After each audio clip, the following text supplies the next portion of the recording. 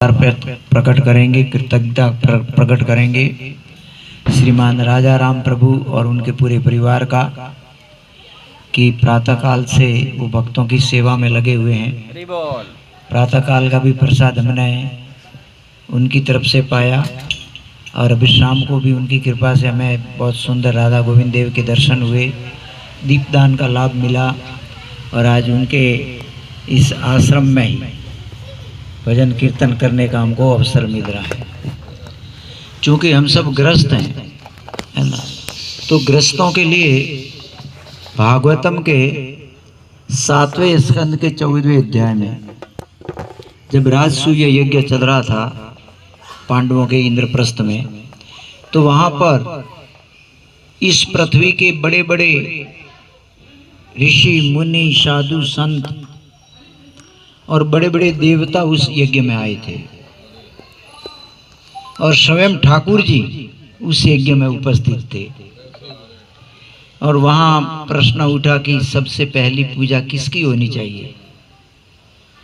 अब ध्यान दीजिए, बड़े बड़े देवता हैं वहां पर और पृथ्वी के बड़े बड़े ऋषि मुनि वहां उपस्थित हैं। राज ऋषि, ब्रह्म ऋषि और देव ऋषि।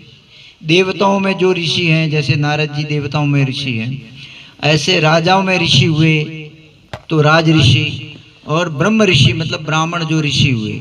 तो ये 3 प्रकार के ऋषि होते हैं। वो तीनों प्रकार के ऋषि वहां थे और बड़े बड़े नामचीन ऋषि मुनि वहां थे और पूरी सभा लगी हुई थी। वयोवृद्ध पितामह भीष्म भी उसमें थे।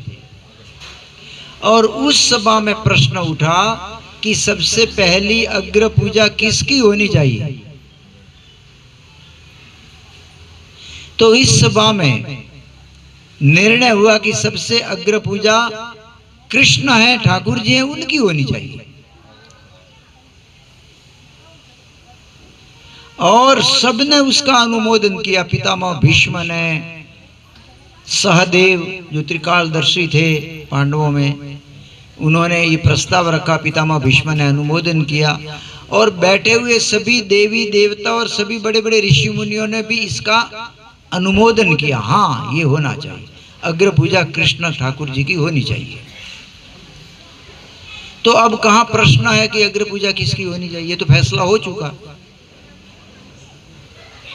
अब फैसला हम लोग करेंगे या आज कलयुग के लोग फैसला करेंगे कि अग्र पूजा किसकी होनी चाहिए। देखिए हमारी दशा। अरे इतने बड़े बड़े